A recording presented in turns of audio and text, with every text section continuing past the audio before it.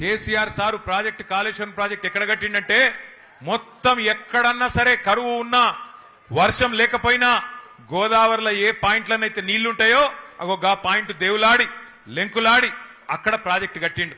నిన్న అక్కడ పోయి చూస్తే 1,00,000 క్యూసెక్కుల నీళ్లు కిందికి సముద్రంలకు ఉత్తగానే పోతా ఉన్నాయి. అందుకే నిన్న పోయి అక్కడ విజ్ఞప్తి చేసినాం రాష్ట్ర ప్రభుత్వానికి, అయ్యా ముఖ్యమంత్రి గారు, నీకు మా మీద కోపం ఉంటే కేసులు పెట్టుకో, నీకు మా మీద కోపం ఉంటే ఏమన్నా చేసుకో, కానీ మా మీద కోపం రైతుల మీద తీయకు. ఇగో పంపు దగ్గర, కన్నెపల్లి పంపు దగ్గర 1,00,000 క్యూసెక్కులు కిందికి పోతున్నాయి. ఆడ నువ్వు చేయాల్సిందల్లా 2 పంపులు చాలు చేస్తే చాలు, మొత్తం రాష్ట్రం అంతా సుభిక్షంగా అవుతుంది కాళేశ్వరం ప్రాజెక్టు వల్ల, దయచేసి ఆ పని చెయ్యు అంటే చేస్తలేడు. ఎందుకంటే ఆయనకు తెలుసు, ముఖ్యమంత్రి గారికి ఆయనకు తెలుసు, నీళ్ళు ఇచ్చినావు అనుకో యూరియా ఇయ్యాలి, మరి యూరియా ఇస్తే పంట వండుతుంది, పంట వండితే మరి మళ్ళా పంటలు కొనాలి, పంట కొంటే మద్దతు ధర ఇయ్యాలి, మద్దతు ధర ఇస్తే మళ్ళా బోనస్ ఇయ్యాలి.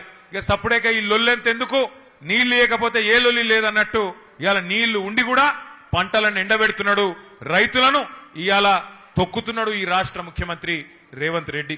రాష్ట్ర అధినేత, రాష్ట్రాన్ని నడిపే వ్యక్తి సద్బుద్ధి కలిగిన వాడైతే, మంచి బుద్ధి కలిగిన వాడైతే రాష్ట్రంలో పేదలు గాని పెద్దలు గాని అందరు సంతోషంగా ఉంటారు. రాష్ట్రంలో హమాలీలు గాని లేదా మిల్లు యజమానులు గాని అందరు సంతోషంగా ఉంటారు. 10 ఏళ్లు మనం అదే చూసినాం కేసీఆర్ గారి ప్రభుత్వంలో. రైతు బాగున్నాడు, అట్లాగే పారిశ్రామికవేత్తలు బాగున్నారు. కరెంటు బాగుంటే పారిశ్రామికవేత్తలు బాగుండే, కార్మికులు బాగుండే, అంతా సుభిక్షంగా ఉండే. కానీ కొంత ఏమరుపాటుతోని, కొంత మరి మన చిన్న చిన్న పొరపాట్ల వల్ల మనం అధికారం కోల్పోయినాం. బాధపడేదేం లేదు. ఇంతకుముందు సీనన్న చెప్పింది కరెక్ట్, అధికారం పోతే పోయింది కానీ ప్రజల్లో మమకారం తగ్గలేదు. అధికారం పోతే పోయింది కానీ ఇవాళ కొన్ని వాస్తవాలు మనకు కూడా తెలుస్తా ఉన్నాయి. కుండ వలిగితే వలిగింది కానీ కుక్క బుద్ధి తెలిసిందని ఎవడు మనోడు ఎవడు పగోడు మనకు కూడా అర్థమైతా ఉన్నది.